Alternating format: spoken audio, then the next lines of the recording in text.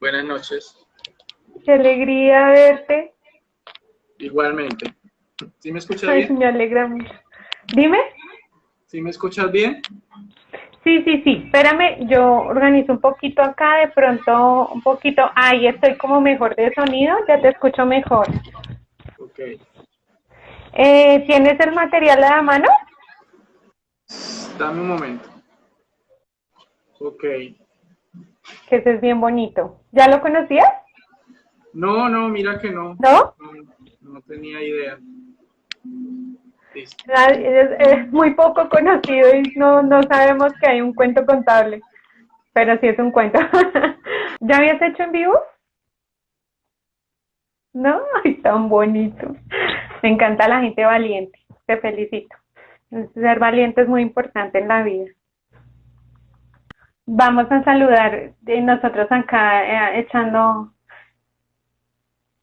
buenas noches a todos los que ya están conectados. Estábamos, por ahí está Carlitos. Hola Carlitos, ¿cómo estás? Qué gusto saludarte, qué gusto tenerlos acá. Ahí le mando otra vez un saludito a Cami, que está con nosotros y aceptó este reto tan bonito. Vamos hoy a empezar a hacer una lecturita pues con motivo de la Navidad y también con motivo de pues querer dar a conocer un poco sobre la historia de la contaduría pública y este texto es un texto que nos sirve para de pronto dilucidar un poco lo que sucede con el asunto de los gremios y entender un poquito más de pronto para los que somos más recientes en la contaduría y no conocemos las luchas de nuestros antecesores, pues poder conocer un poquito más sobre el asunto. Entonces, si quieres, Cami, pues arrancamos o esperamos otros 4 minutitos. ¿Tú qué dices? Lo que tú digas. No, esperemos. Sí, Esperemos. esperemos. Vale, démosles 4 minutitos más. Son las 7:06 y los vamos a esperar. Igual esto es un ejercicio también bien importante para que los colegas pues le pierdan un poco el miedo a la cámara, al en vivo, a la lectura en voz alta y por eso me da mucha alegría tener aquí a Cami que aceptó, fue uno de los primeros que aceptó el reto, otras colegas también lo aceptaron, vamos a ver si alcanzan a llegar. Entonces vamos a ver quién más anda por ahí. Sí, nos están escuchando, si escuchan bien. Por ejemplo, Valentina, Juan que está por ahí también. Bueno, vamos a darles 3 minutitos más y arrancamos entonces con la lectura. Como datos curiosos de este cuento contable, es un cuento que a pesar de ser, digamos, pues en su estructura es muy corto, como los cuentos, obviamente tiene una moraleja que espero que todos lo podamos comprender y la podamos discutir al final, puede ser un ratito, un espacio corto, pero este cuento tiene prólogo, entonces es algo muy particular de un escrito como estos, porque pues generalmente un cuento no tiene prólogo, pero en este caso, como vamos a ver los personajes que intervienen, entonces pues fue necesario tal vez que el escritor, que es el profesor, el maestro Rafael Franco, todos creo que conocemos, si no lo conocemos, pues los que no conocemos mucho de su obra, pues es un investigador contable, de pronto de los pensadores contables que tiene Colombia, con una trayectoria casi de 50 años,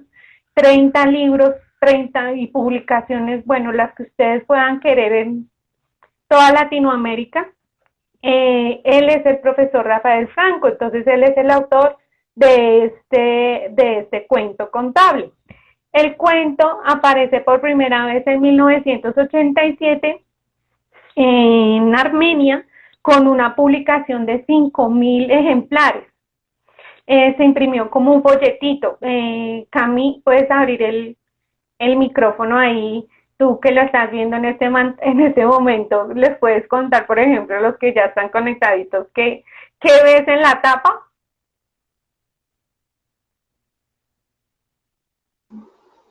En la primera hoja, la tapa, veo La verdad no entiendo qué es.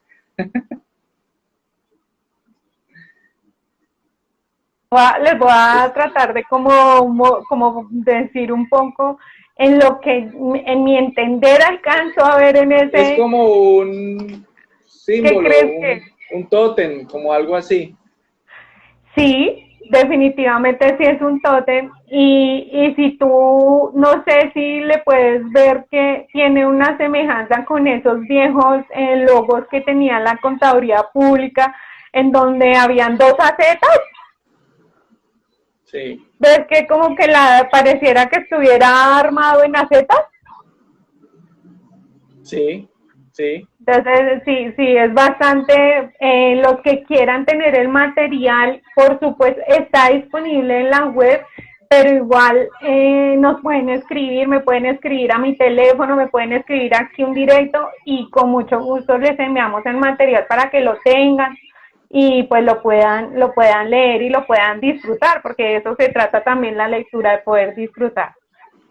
Entonces, queridos, vamos a arrancar. Vamos a arrancar entonces, como les decía, con el prólogo. Este cuento de contabilidad se llama Contabilidad. Cami, cierra porfa el micrófono ahí, que tengo retorno. Gracias. Se llama Contabilidad, mito y realidad. Y tiene una anotación en la parte inferior que se llama Priconga, Dios de las cuentas, por el contador público Rafael Franco Ruiz, 1987, su primera edición. Vamos a arrancar entonces con el prólogo. Recuerden que el prólogo de un libro pues le permite al autor designarle a alguno de sus colegas o algún otro autor también pues que haga una introducción sobre lo que él va a tratar en el libro como a manera de introducción y poder llevar y situar al lector en lo que va a suceder y lo que va a encontrar en la lectura. Entonces vamos a iniciar con el prólogo. Parecerá extraño que un texto tan reducido en extensión necesite de un prólogo, pero creo que el contenido es tan interesante que no quisiera que los no iniciados en los intríngulis de los ires y venires gremiales, es decir, los contadores de la nueva guardia y los no contadores interesados, perdieran el hilo del escrito que retrata en pocos párrafos 30 años de nuestra profesión. Haciendo un símil con el comportamiento religioso en la conformación de credos, sectas e iglesias, Rafael Franco ironiza el proceso de desarrollo teórico y organizacional gremial sin dejar de lado el oportunismo que en muchas ocasiones ha caracterizado estos alinderamientos. Ha rescatado para este trabajo una categorización utilizada en su libro Reflexiones contables, y que en mi concepto es la que reclama unas breves líneas explicatorias. Rafael Franco, en la tercera parte de este libro, en Moral Nacionalista, establece 3 categorías o escalas para los grupos o clases de contadores, haciendo un paralelo con las que se vieron durante el movimiento de independencia nacional en la etapa de revolución comunera. Así, arzobispos. Prestemos mucha atención en esta parte. Los personajes. Arzobispos son los contadores defensores de los monopolios transnacionales representados por el Instituto Nacional de Contadores Públicos, las grandes firmas de contadores. En ese entonces, las 8 grandes, hoy son 4, y un conjunto de colegas, unos beneficiarios de los dominadores, y otros obnubilados por la producción técnica que ante la poca presencia de puntos de vista diferentes queda como verdad revelada. En el ambiente de la producción teórica, se caracteriza este grupo por su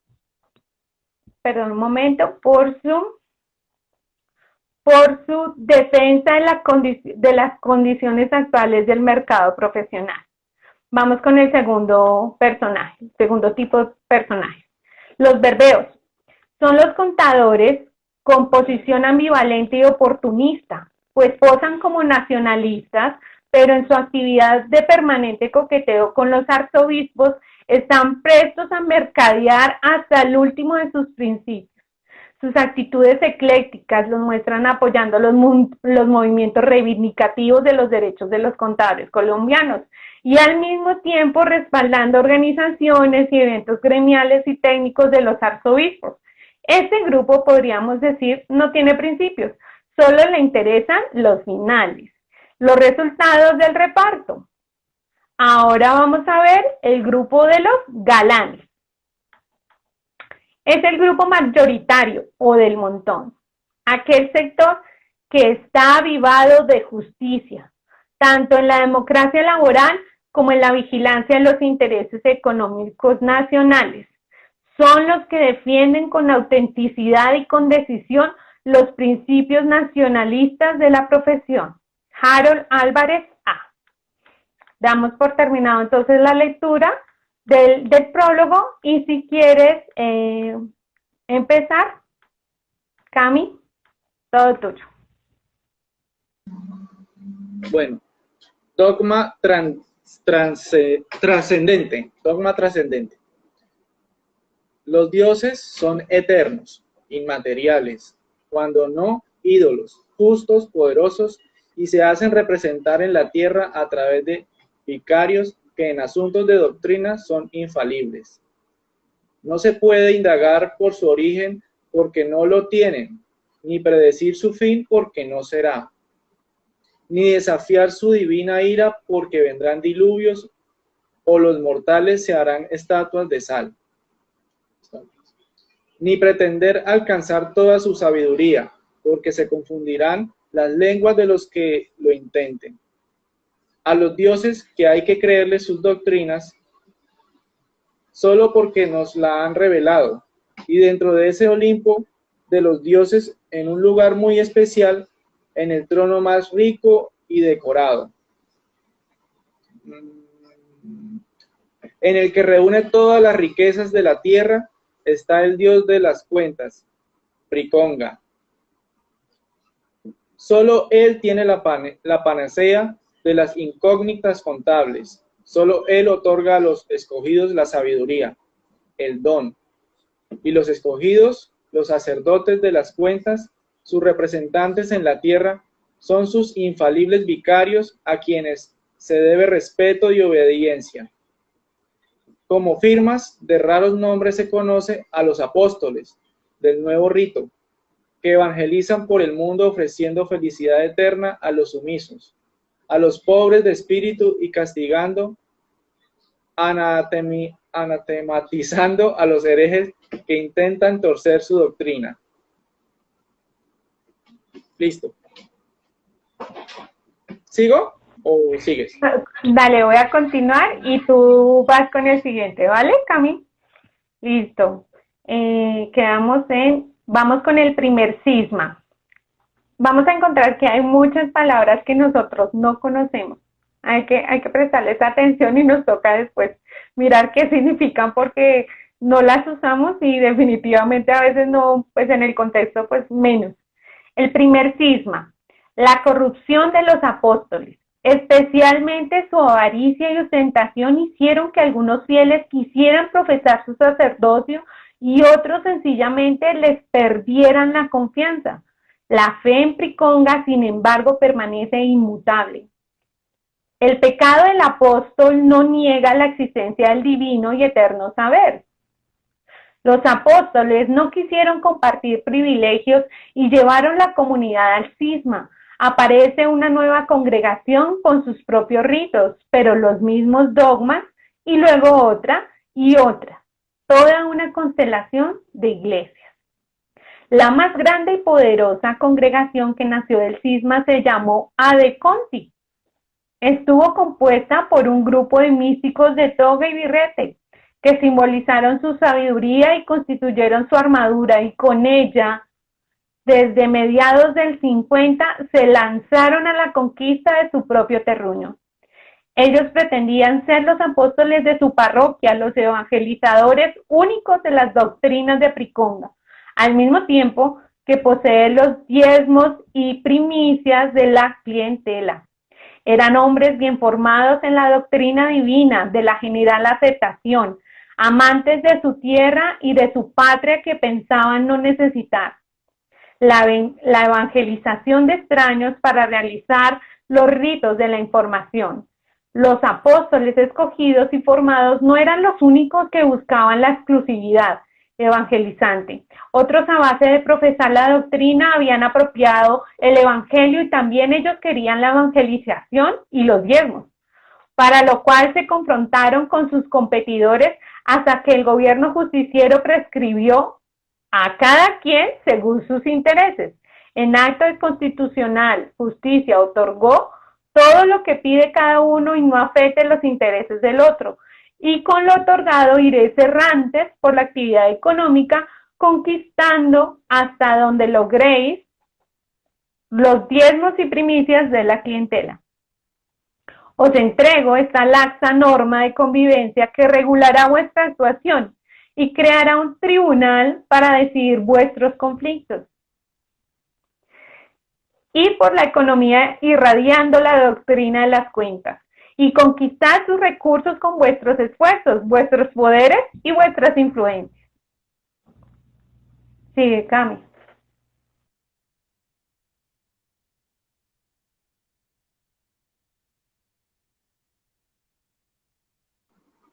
Ok, segunda cisma. Esta sabia decisión terrenal estabilizó los ánimos por un largo tiempo, hasta que la inquietud de la congregación poderosa de los formados descubrió que las condiciones de competencia no eran equitativas, pues la mayor parte del campo de acción venía predestinada a los elegidos, que al mismo tiempo por relaciones crediticias o tecnológicas accedían con mayor fuerza y posibilidad al mercado de la doctrina y presionó una norma más sabia que intenta limitar las conquistas de los elegidos. Entonces, las congregaciones superaban el número de 30 que representaban directa o indirectamente a los elegidos, a los formados en la enseñanza y a los formados en el culto, siendo estos últimos los que ya no crecían más. Los elegidos reaccionaron con violencia, convocaron a todos los creyentes para proponerles eliminar las barreras del mercado, pero fracasaron, y las congregaciones tomaron un nuevo alinderamiento. De un lado, los elegidos y sus aliados que empezaron a llamarse arzobispos. De otro, los apóstoles formados en la enseñanza o en el culto, que defienden su patria, sus costumbres y su mercado, y se llamaron galanes, y aún los que se mueven entre estos y aquellos en busca del mejor diezmo sin tener la opulencia de los arzobispos, ni los principios de los galanes, y se alinderan a uno y otro lado según sus conveniencias, más mundanas que doctrinarias. Se llamaron verbeos. Reunificación eclesiástica. El cisma dejó secuelas.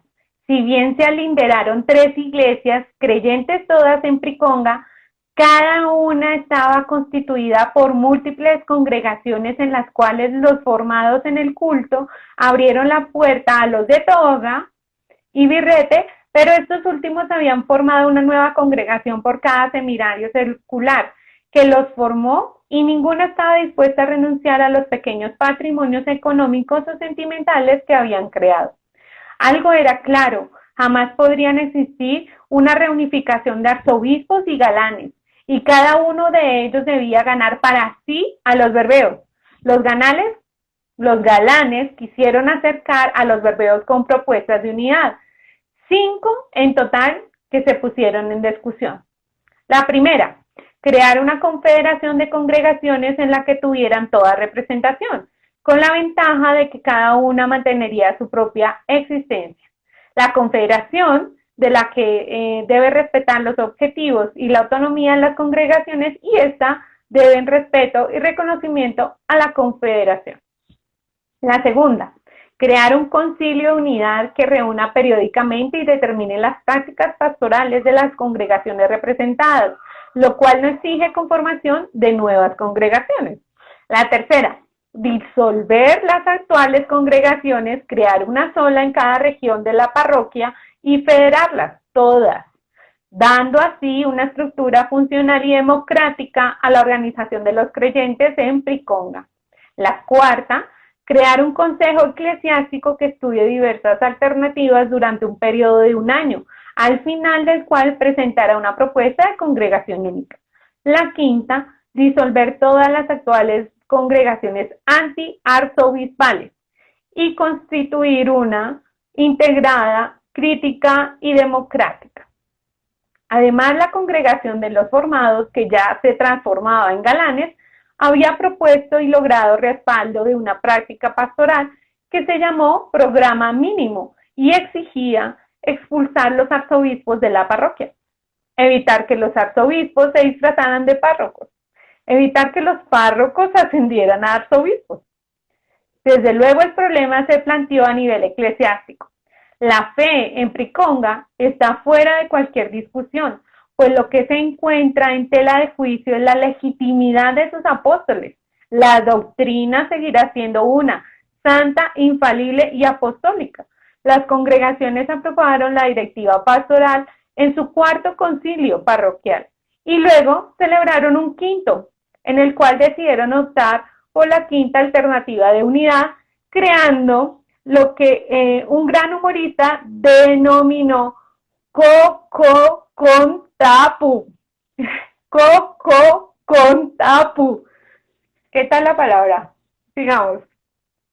Es una sigla, ¿no? Como la congregación única, y esta recogió de su seno solo a De Conti. Pues las congregaciones seminariales no solo se negaron a disolverse, sino que fueron aflorando aún más, y las congregaciones provinciales permanecieron, pues fue más poderoso el apego a la tradición, el amor al patrimonio económico sentimental, que el compromiso o la convivencia de la unidad de la iglesia. Pero no todo fue un fracaso. Cocontapu creció en tamaño y fue cubriendo todo el territorio de la parroquia, en algunos casos con mayor influencia que otros, en algunos lugares solo una sombra, en otros mero nombre de pila, pero ahí está. Sigue creciendo, aunque en gran medida ha dejado de dictar cátedra entre los doctores de la iglesia. Sigue, Cami.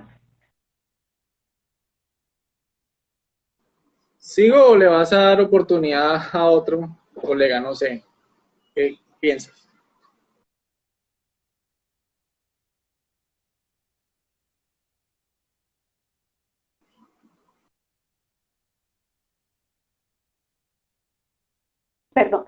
Perdón, yo hablando en mudo.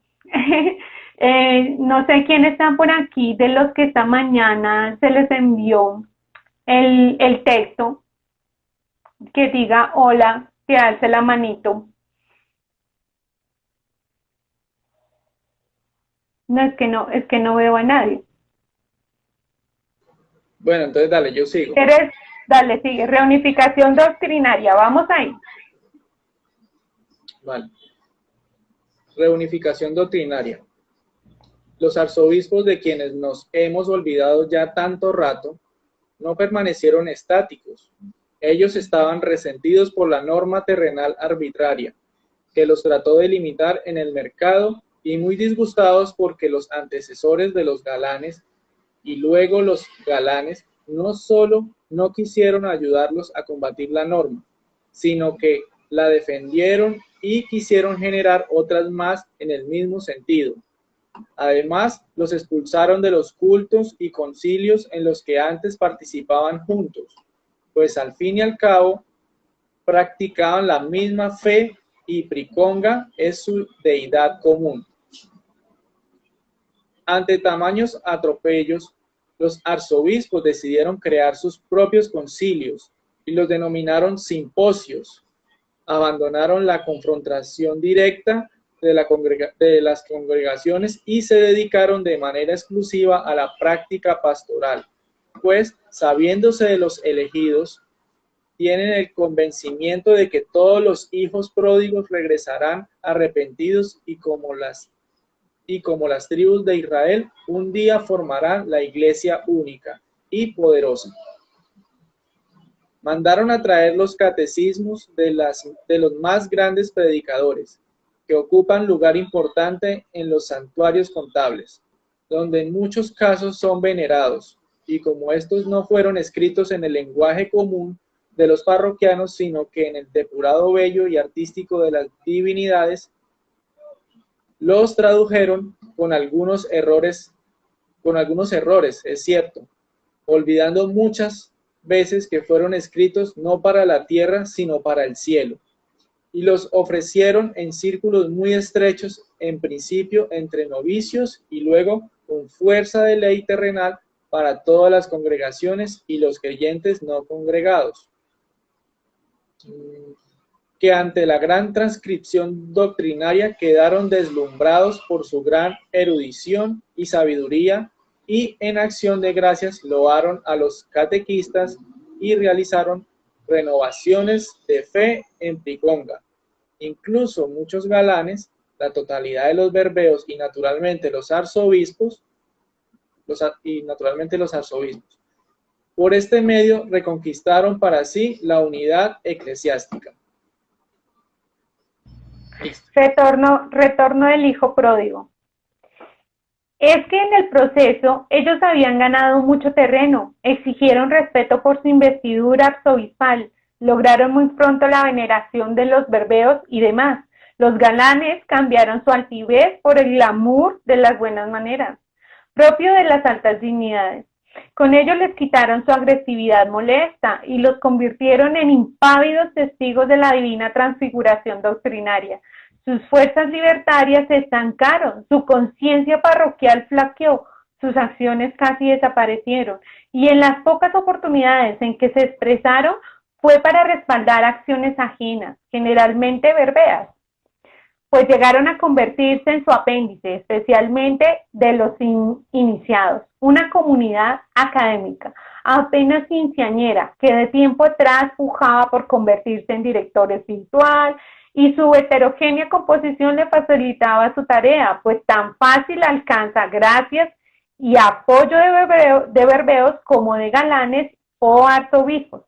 Asimismo, los iniciados resultaban ayudando tan fácilmente a los galanes como prontamente a los arzobispos, pero su mayor simpatía resulta ser berbea y su mayor apostolado el culto técnico, siempre en la doctrina de Priconga. Priconga lo domina todo. Él es el principio y el fin.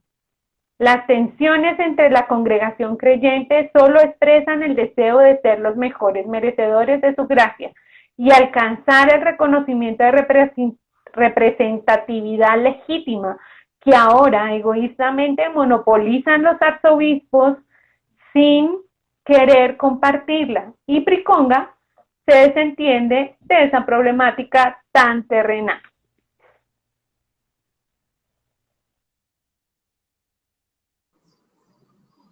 Bueno, comienzos heréticos.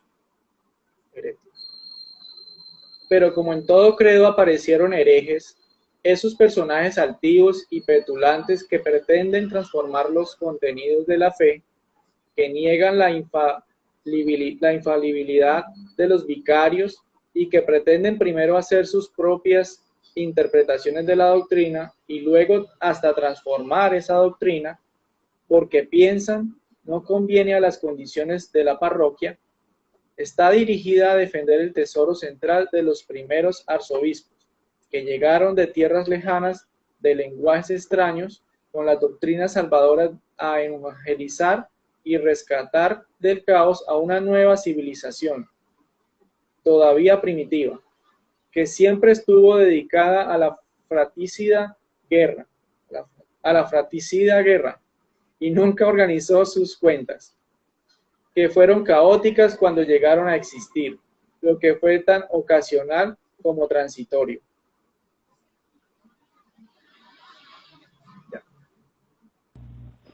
Génesis extemporáneo. Por eso los primeros arzobispos, años después de llegar a la nueva parroquia, predicaron con pontificial autoridad y así escribieron el génesis de las cuentas parroquiales. En el principio era el caos y la oscuridad, no se reconocía la utilidad ni la propiedad hasta que llegaron los misioneros de Priconga, orientados por un catequista de nombre Kenmer, el cual creó la organización. En el primer día creó la Contraloría y la estructura de las cuentas del Estado para que éste produjera información de su quehacer. En el segundo día creó el presupuesto. Luego el banco, la supervigilancia, modificó la enseñanza de las cuentas y dejó abierto el camino para que otros evangelizadores continuaran el adoctrinamiento no solo a nivel del Estado, como él había hecho, sino entre los productores, distribuidores y consumidores de tantos bienes terrenales. Este nuevo génesis es invocado permanentemente y toda la comunidad se ha convencido de que las doctrinas de Priconga han salvado la parroquia del caos y la oscuridad. Y que esto jamás hubiera sido posible sin el concurso de Kermer I, de 8 comunidades de nombres sacros y de difícil pronunciación, luego y finalmente por los doctrinales criollos hechos a imagen y semejanza de los primeros evangelizadores, llegados de los lugares lejanos donde se conocían desde tiempo atrás a Priconga, los cuales tenían la especial característica de tener negada la actividad cerebral para todo cuanto no fuera la doctrina del Dios de las cuentas, pues así lo habían aceptado libremente cuando decidieron entregar su vida al culto divino con la promesa doctrinaria de que solo allí era posible alcanzar la sabiduría, ya que lo que hace en seminarios seculares es tan solo una iniciación, que como máximo puede ayudar al verdadero saber.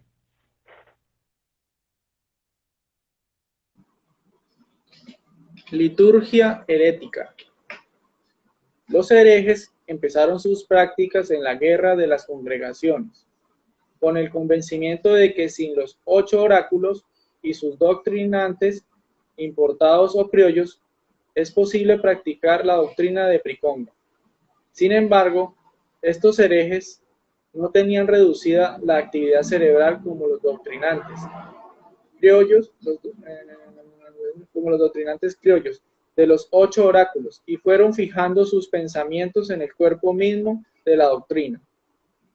Vieron con nuevos ojos que llamaron de la ciencia, lo que antes solo se ejecutó como culto. Empezaron a descubrir fisuras, vacíos, contradicciones y concluyeron que la doctrina que salvó la parroquia del caos constituía ella misma un caos. Y continuando su irreverente actividad, descubrieron que Priconga no existió desde siempre, como lo aseguraba la doctrina, que Priconga, al contrario, fue creado por los primeros apóstoles en tierras lejanas de lenguajes extraños. Descubrieron que Priconga y la doctrina eran una sola cosa, y en consecuencia descubrieron que Priconga no era Dios, solo era el nombre de Dios, solo era el no llamado principios contables, apellidado generalmente aceptados. Sí, Cami, le causa a uno entre todo el juego de palabras y las cosas que se van narrando, de pronto que para muchos es desconocida, vas entendiendo un poquito de lo que ha pasado en 100 años, porque cuando estamos hablando de la misión de Kermer, él llegó a Colombia en 1923 y a él lo traen para hacer todo el movimiento acerca de cómo americanizar el Estado colombiano, y es cuando empieza a surgir las figuras como el Banco de la República, la Contraloría, todo este tema que antes no existía. Esto sucede también en un contexto en donde hay un desarrollo industrial minero importante, y los que tenían las minas, los que explotaban esos recursos, siguen siendo los extranjeros, principalmente pues americanos. Entonces, todo eso hace que a Colombia llegue una cantidad de contadores del otro lado, y pues la profesión aquí todavía no había aparecido. O sea, realmente la profesión viene a aparecer hasta 1960 como profesión, ya como profesión, aunque tenemos contadores desde la firma de la independencia en 1810, ¿sí? Pero como profesión hasta 1960, ya formal. Vamos a leer el postdata que nos deja el profesor Rafael Franco en su libro Priconga, que ya entendimos por qué, porque él dice Priconga, que es el dios de la contabilidad. Esto aparentemente no ha cambiado y ahorita vamos a ver por qué. Y vayan pensando ustedes en su ejercicio profesional, a qué lo asemejan. Estamos hablando de esto, fue en 1987, y todavía no había aparecido la ley 43 de 1990. ¿Sí? Se veía venir. Y esto fue un poquito antes de que eso sucediera. Postdata. Los herejes decidieron dar continuidad y armonía a sus libres interpretaciones de la doctrina. Los herejes decidieron. Hoy en día, estos mismos arzobispos llaman a estos que aquí se apodan los herejes, les dicen los cuatro gatos. Así, tranquilamente. Los criticones, los que nunca están de acuerdo, los que solo se quejan. Sigue sucediendo, o sea, el asunto no ha cambiado. Los herejes decidieron dar continuidad y armonía a sus libres interpretaciones de la doctrina y propusieron el séptimo concilio eclesiástico la conformación de una fraternidad evangélica independiente de las comunidades doctrinales dedicada solo al cultivo del saber. Así se concibió y se creó el centro.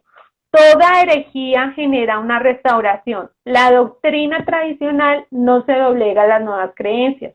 Se defiende aún por los creyentes poco practicantes, los que no van a los concilios y solo realizan los cultos por necesidad vital. Todos ellos, arzobispos, berbeos o galanes, adoradores de Priconga, el decadente ídolo, se organizaron para su defensa. Crearon otra fraternidad evangélica restauradora, la llamaron Fundación. Y para completar el cuadro sacro, organizaron a las comunidades, incluso galanas, la Inquisición. Hay que salvar a Priconga, fue su lema. Los herejes no apostataron, navegaron por los turbulentos aires de la restauración, la enfrentaron duramente en un nuevo concilio en el que alcanzaron gran aceptación, cuando comunicaron que Priconga no existía y que por lo tanto debía morir su doctrina. Y desde entonces surgió un nuevo alinderamiento de las comunidades de las cuentas, según se interesaron por la vida o la muerte de Priconga, que paradójicamente no existió, había nacido muerto. Y sin embargo, sus recuerdos, cada día más desfigurados por la tradición, aún reflejan débiles destellos de moribunda existencia. Y termina en nuestro cuento contable, son unas poquitas páginas, realmente son 27 páginas, pero creo que son unas páginas muy distintas, que como les digo, queridos colegas, son 30 años atrás, un poquito más, pero pues realmente si lo llevamos a nuestra realidad, pues tan vigente como cuando lo escribieron. En ese momento también estaban en la lucha contra los principios contables generalmente aceptados, que finalmente los vimos en la ley 43, y digamos que con esos crecimos muchos, entre ellos yo, que ya soy de una generación intermedia, pero de pronto, Cami, que tú eres una generación más nueva de contadores, esto lo podemos traspasar al asunto de la ley 1314 en el 2009, porque volvemos a ver que hubo una mala adopción de unas normas que no son teoría contable y volvemos a entrar en la misma situación. Todavía estamos sintiendo los coletazos porque vemos como, por ejemplo, se adoptaron normas internacionales para grupo 3 cuando no era necesario. Y ahora se está haciendo deshaciendo lo que se hizo en ese momento, pero cuánto le costó a la gente y cuánto nos costó a nosotros, como contadores, ¿cierto? ¿Qué opinas del libro, Cami? ¿Qué opina la gente que todavía se encuentra en el auditorio? Cuéntanos, ¿qué opinas? Bueno, del libro, pues algo totalmente desconocido para mí, algo, no pensé, o sea, al principio yo lo miré, le eché una ojeada y dije, no, pues esto es un cuento como que no tiene mucho que ver. Así lo miré por encima y al principio pues no le veía mucha conexión con el tema contable. Pero pues a medida que fuimos leyendo, pues hubo, y las explicaciones que dabas, pues yo fui, sí, fue dando una conexión. Y pues es importante ese contexto histórico que estás mostrando. Desconocía totalmente eso. Me parece importante. Y si lo escribió el autor Rafael, pues uno es algo, pues para o sea, él le tuvo que dar ese sentido del por qué hacer esto, no es una cosa así porque sí. Entonces me pareció chévere, chévere el dato y el libro y la conversación sobre el tema, lo que estás haciendo.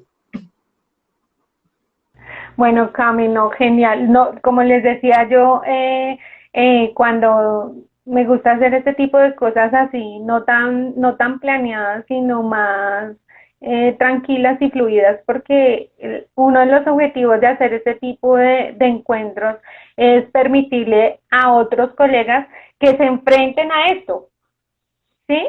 Porque a diario nosotros estamos viendo un sinnúmero de colegas en donde hay unos, lo mismo que estamos viendo acá, son unos centros en donde todos están directamente relacionados y muchas veces no hay espacio, no le abren espacio a otra persona ni a personas nuevas porque de pronto no son tan relevantes según estas personas. Entonces, a mí me interesa mucho que todo este conocimiento y todo este ejercicio realmente se da volcado en cada uno de los integrantes de nuestra comunidad, porque pues estamos en el sentido de que nosotros, si no compartimos el conocimiento y lo que nosotros hemos podido lograr durante nuestra trayectoria profesional, pues no estamos haciendo nada. Y lo que está pasando es que cada día, en ese momento cuando esto se escribió, eran alrededor de no eran 50.000 contadores los que había en Colombia. Hoy somos aproximadamente 308.000 mal contados y eso porque las cuentas de la Junta van atrasadas. Entre más contadores estamos saliendo de las universidades, menos se conoce realmente sobre la historia, sobre la lucha de la contaduría pública colombiana. Una de las cosas, por ejemplo, que les puedo contar que yo personalmente no entendía era la entrada de la 1314. Colombia fue uno de los últimos países que finalmente adoptó, hizo convergencia en Latinoamérica para normatividad financiera. No sé si ustedes de pronto lo tienen en la mente, pero fue uno de los últimos países, creo que fue el último, es más. En el momento en que yo estaba estudiando la carrera, estaba sucediendo la convergencia. Hablamos del 2009. Entonces, uno cuando no tiene estas bases, pues es muy corta la visión y digamos, hasta dónde puede llegar la opinión de uno y hasta dónde puede uno formarse en el sentido de que no tengo realmente ni la información ni conozco qué es lo que sucede alrededor de la profesión. Entonces, como muchas otras personas, yo decía, pero no, o sea, nosotros somos los últimos siempre, Colombia es los últimos siempre, pero lo que había detrás de esa demora, lo que demoró tanto, realmente fue la lucha que dieron los contadores colombianos contra algo que realmente aún pues tiene una connotación de soberanía. Si ustedes observan, por ejemplo, ya la DIAN ha adoptado parte de la NIF también, y esto va directamente contra la soberanía porque la NIF no se hace por el Estado, ni se crea bajo ley en el Congreso, como lo manda nuestra Constitución, ¿sí? Pero hay un trasfondo muy profundo que lo que yo quiero que pues para que ustedes encuentren esa chispa y puedan ir más allá de lo que generalmente nosotros pues estamos recibiendo de los medios y los medios, digamos, de la comunidad contable también, porque como ustedes pueden observar, esto en 1987 y ya se presentaban tres tipos de personalidad. ¿Recuerdas cuáles son, Cami? En el cuento se categorizan a los contadores de ese entonces en tres tipos. ¿Cuáles son? ¿Te acuerdas?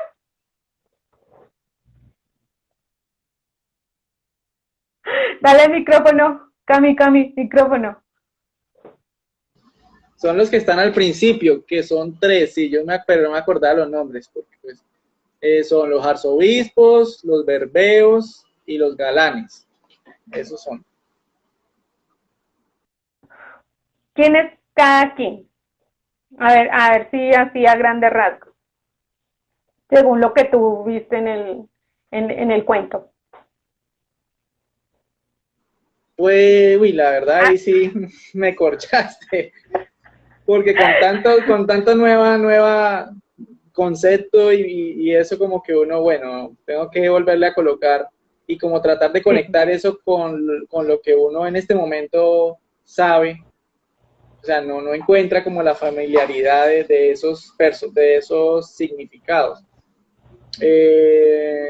Bueno, ahí ya aquí estoy leyendo y me acordé de decir algo, por ejemplo, que habían unos que eran oportunistas, que son los verbeos, los que aprovechan el momento. Que los podríamos decir que son los tibios, los que el discurso tú los ves y hoy están acá, mañana están allá, según, mejor dicho, según el postor, pues a su mejor postor, pues ellos van. Esos son los verbeos. Eso, los galanes son los que luchaban, digamos, como por la profesión, ese grupo mayoritario, sí. Son los que defienden con autenticidad y decisión los principios nacionalistas de la profesión, sí, eso sí. Y hay otra cosita también importante recalcar, de pronto quiero hacer como un énfasis en esto. En mi caso particular, cuando he llegado y me he encontrado fue por una inquietud profesional mía personal. Esto es muy aparte, digamos, de mi actividad económica como tal, porque ustedes sabrán que yo me dedico es a hacer consultoría en software ELISA. Esa es mi principal actividad económica, pero alrededor de esa actividad pues he construido una comunidad presencial bastante amplia, y luego cuando llegamos ya como a la parte de virtualidad, pues ampliamos ese círculo, siempre tratando de como llevarles mayor conocimiento y mayores herramientas para que ustedes se puedan desarrollar. Realmente eso es muy importante en términos de qué, de juicio profesional, y en términos de qué, de dignificación de la profesión. Entonces, si nosotros vemos esto que está sucediendo en el año 2020, venimos del 2019 con vientos de reforma, reformas que no le favorecen al contador público. Hemos ido hasta el cansancio, seguiremos siéndolo y ahí nos perdonan, pero no interesa, a mí no me interesa de pronto pasar de cansona, si hay que hacerlo, porque es necesario llamar la atención a los colegas.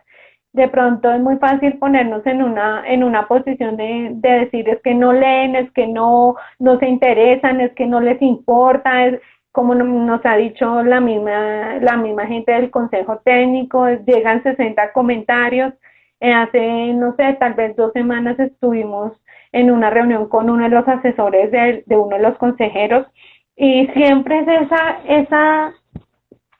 esa manera, y entonces no hay ese acercamiento y seguimos en esto mismo. O sea, los galanes son los liberales, en ese momento son los liberales, los mismos comuneros de la independencia, los mismos liberales, en ese momento seríamos los contadores progresistas, y más allá también de ver que las agremiaciones pues finalmente no han cumplido con el papel. Si lo decimos así como contadores públicos, no sé quién puede levantar la mano y decir que estoy agremiado y estoy seguro que esa agremiación va a sacar la cara por mí y me va a defender. Creo que no. Entonces, ya vimos que esa tal vez tampoco es la ruta. Sin embargo, los que están en este momento, los que están ejerciendo las dignidades de la profesión, en la gobernabilidad, en la Junta Central y en el Consejo Técnico, pues son de esta generación y siguen insistiendo en hacer exactamente lo mismo y pues vamos a tener exactamente los mismos resultados.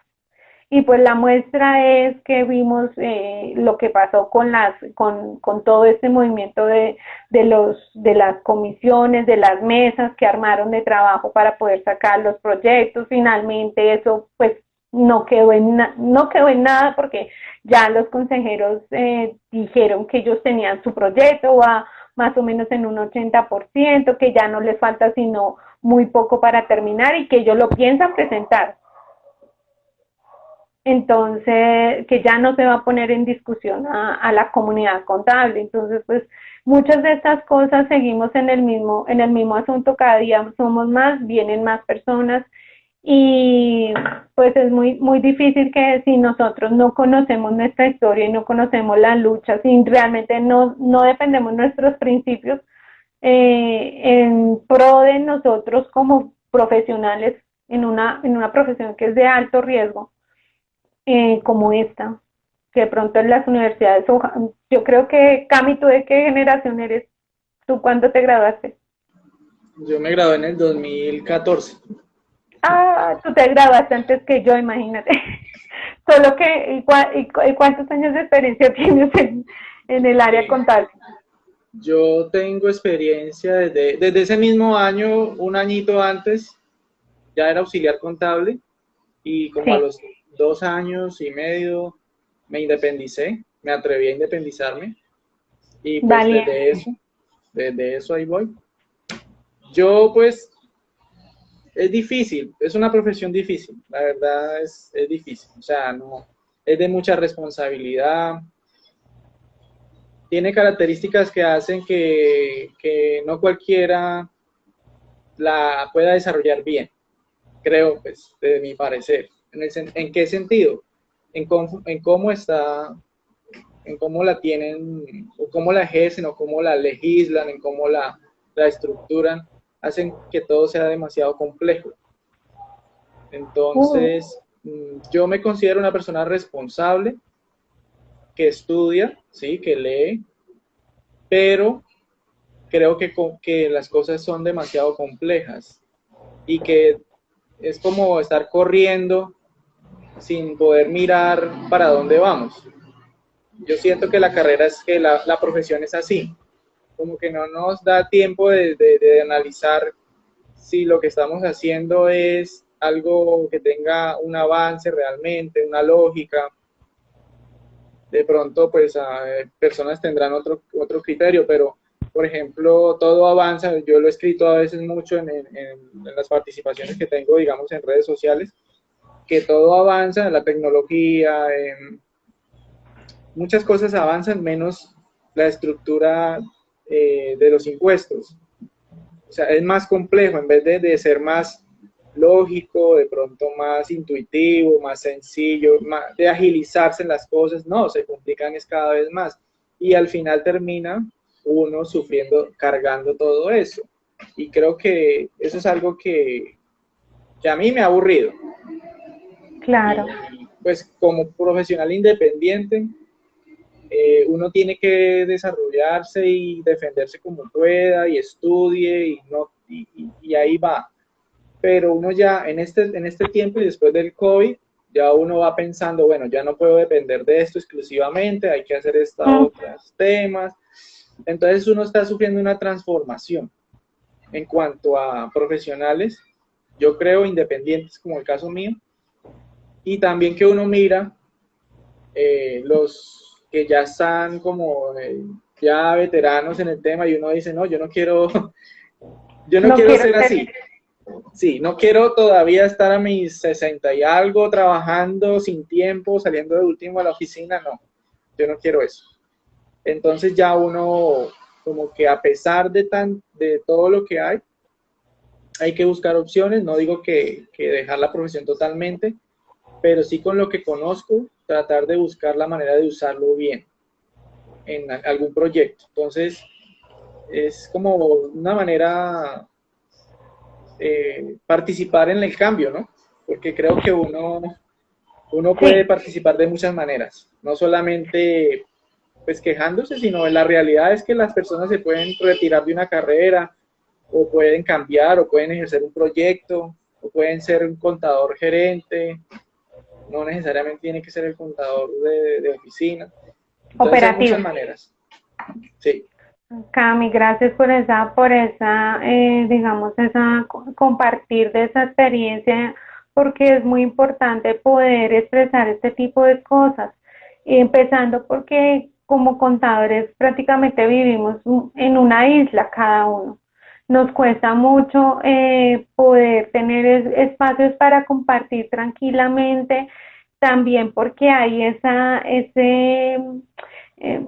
competitividad ya malsana en donde muchos quieren como acallar, eh, pretenden no dejar brillar a los demás, en vez de apoyar a los otros, como que siempre esté tratando de centrarse en la atención hacia ellos, y pues realmente lo que, no, lo que estamos convirtiendo es que cada día estamos más apartados, y lo que tú decías es muy cierto, o sea, es apabullante el ritmo con el cual nosotros nos vemos enfrentados todos los días, porque nomás en el tema del ICA, o sea, tú tienes que estar pendiente de los estatutos tributarios de cada municipio, si la empresa tiene operaciones o el asunto venden otras en otros municipios diferentes a Bogotá o diferentes a las ciudades principales. Entonces eso ya genera, lo que está generando en la gente es un desgaste muy profundo, eh, y también digamos que de cierta manera pues hemos sido llevados al tener estos huecos tan grandes en el asunto nuestro de bases realmente científicas, de bases, perdón que les diga esto, filosofías, y en otro video que grabamos en la presentación del Consejo Técnico de los avances del proyecto, pues precisamente el consejero Carlos Molano increpando a uno de los colegas que le hizo una pregunta bastante acertada para todos, pues es más fácil descalificar y como hacer sentir mal al otro, en vez de realmente revisar si esto que se está haciendo responde a las necesidades de los contadores.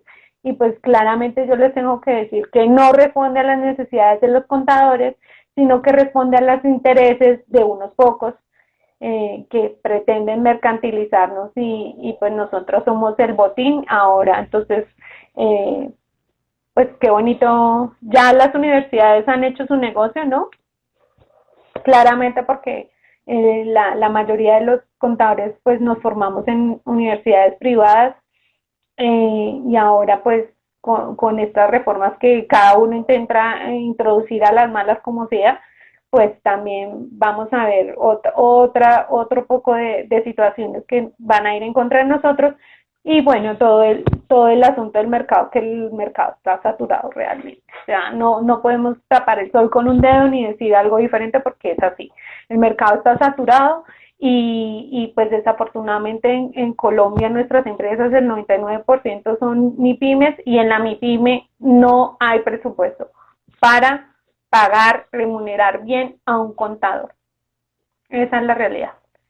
Las exigencias son iguales, pero el que las carga, ¿quién es? El contador. La responsabilidad, no hay póliza que nos cubra, no hay salvaguarda, sino el mismo ejercicio profesional de cada uno. Entonces, vuelvo y les digo, colegas, los que quieran tener este material, vamos a ver si lo volvemos a hacer, no importa. Me parece súper importante. Como te decía, hay un montón de palabras que nosotros, pues, que nosotros nunca escuchamos, que no usamos. Desde el, digamos, Priconga, cuando la primera vez que yo lo leí, pero yo decía, ¿qué es el Priconga, Priconga? Pero hasta que llegamos y, ay, de razón. Los principios generalmente asentados. Sí, entonces, son ese tipo de cosas, pero también es una medida de saber apreciar lo que los contadores colombianos han hecho. Más allá del tema tributario, del tema, o sea, de los temas que nosotros generalmente nos consumen tiempo y dedicación, que son muchos, pero hay de verdad, hay muchos intelectuales en Colombia que son subvalorados, que no se tienen en cuenta, que no se escuchan, que no, prácticamente que los mantienen a la raya, porque los que tienen en este momento el poder, pues no les sirven sus críticas, ni quieren escuchar, ni están supeditados a lo que les dictan otros organismos internacionales, y obviamente pues eso también va en contra del desarrollo de la profesión en Colombia, porque entonces digamos que tú como pensador, eh, si difícilmente, Cami, como lo dices, siendo uno independiente, es complicado, es bien complejo, la responsabilidad es absoluta, un error, mejor dicho. Los casos que nosotros a veces escuchamos, nos cuentan, son tremendísimos, y la verdad tenemos que tratar de brindarnos por todos los medios posibles, eh, para que luego no tengamos nosotros que sufrir, porque nadie va a venir a decirnos, oye Linda, ven, yo te voy a ayudar a pagar la multa, el empresario se va a lavar las manos con el contador, y esa es la historia de no acabar. Entonces, es importante que nosotros también tengamos como ese amor y empecemos a buscar más por nosotros mismos. No esperemos que nadie venga a hacerlo o a hacer de Mesías, porque no va a suceder. Este también es un mensaje de reflexión. Si nosotros realmente, los contadores, los que le ponemos el pecho al trabajo, los que estamos al frente del cañón en las empresas, al pie de los colegas, no hacemos el deber de ponernos por lo menos atentos a lo que está pasando en las situaciones, pues créanme que va a ser muy fácil que esos personajes, que son un grupo de 20 personas, pues logren el cometido, y finalmente luego nosotros, cuando nos metan en la mano al bolsillo, es que nos vamos a venir a dar cuenta, y ahí sí ya no vamos a poder hacer, porque pues una vez aprobada la ley, y pues eso es lo que se está buscando, ¿no? Entonces, colegas, a Camilo, mil gracias, espero que te hayas disfrutado este espacio, no sé, cuéntame cómo te sentiste. Linda, gracias, ¿no? Bien, me sentí muy bien y pues fue un espacio chévere, no me lo esperaba, como dijiste al principio, fue algo que fue inesperado, que hiciste así sin planearlo mucho, pero fue algo, una buena experiencia y aprendizajes nuevos también. Gracias igual por escuchar un poquito de la experiencia de uno. Eso le permite a uno como, no sé, desahogarse de cierta manera. Gracias. No, Cami, gracias a ti. Habían otras colegas que también, otro colega que también quería. Yo entiendo que esto le causa a uno cierto temor cuando uno no está acostumbrado, pero en esta su casa, aquí en mi soporte amigo, miren, ustedes tienen las puertas abiertas. Si quieren hablar de algún tema en especial, lo hablamos. Si tienen un material para hacer una lectura, lo leemos. Eh, Generalmente yo les estoy transmitiendo las capacitaciones que yo veo por ahí interesantes, no me importa, las pongo en vivo, si tengo el tiempo en ese momento lo hago, porque el conocimiento es para compartirlo, y entre más nosotros seamos capaces de compartir y brindarnos el uno al otro, ahí es donde realmente vamos a construir eso que no pudieron nuestros colegas desde 100 años atrás. ¿Sí? O sea, si nosotros no logramos salir de los mismos círculos en los que sabemos que todos necesitamos, obviamente, un ingreso, que todos estamos en la lucha por tener una calidad de vida, de poderle brindar a nuestras familias calidad de vida, ¿cierto? Todos necesitamos tener una estabilidad, todos estamos en ese, pero también tenemos que evaluar a qué costo vamos a lograr eso, porque finalmente, pues desafortunadamente nosotros somos humanos, no somos máquinas. Y el cuerpo se cansa, la vida a veces perdemos. Me decía ayer una colega, estuve acompañando a una cliente que desafortunadamente perdió su hijo, un caso de esos casos muy tristes, y me decía, yo, Linda, yo la verdad, yo prefiero bancármela como sea, una contadora muy querida de la casa también, yo prefiero y seguir luchando como independiente, pero yo me voy para una empresa y yo sé que me va a perder los mejores momentos de mi hija, o sea, son una situación, y eso sí, son las situaciones las que viven las personas que se enfrentan a este reto de ser contador, y es muy fácil salir ante la cámara y decir que todo es maravilloso, pero no lo es. Entonces también hablamos de lo bueno, hablamos de lo malo, pero siempre llevando ese conocimiento, llevando ese mensaje de esperanza, de motivación, de fraternidad, de ejemplo, de lucha por la dignificación hasta el cansancio, de lucha por la dignificación de esta profesión que es hermosa, que es valiosa, que ustedes son personas valiosas y merecen todo el reconocimiento y deben hacer respetar su trabajo. Entonces, colegas, igual, el que quiera, vamos a ver si publicamos este video porque se nos fue siempre un poquito más largo, lo teníamos programado para una horita, pero bueno, la conversación también estuvo buena. Cami, muchas gracias, no sabes cuánto te agradezco, esta es tu casa, aquí siempre bienvenido, siempre. Y a todos los que nos pudieron acompañar, mil gracias, mil gracias. Por favor, tratemos de darle la vuelta a eso, que si nosotros ponemos de nuestra buena energía, de nuestro buen ser humano, porque para ser profesionales necesitamos primero ser buenos seres humanos, entonces vamos a lograr darle la vuelta a esto y vamos a lograr derrotar esta división, pues que es la misma división que hemos visto en el país. O sea, esto no es nada diferente, ¿no? Entonces vamos avanzando y muchísimas gracias por la compañía y esperamos volver a hacer este ejercicio para todos prontamente. Cami, unas palabras antes de irnos. No, gracias. Gracias por el espacio y sí, pronto nos veremos si Dios permite o la circunstancia permite. Bueno, chao. Hasta luego, que tengan buena noche y ya empezamos Navidad. Por favor, no se vayan a perder velitas. Chao.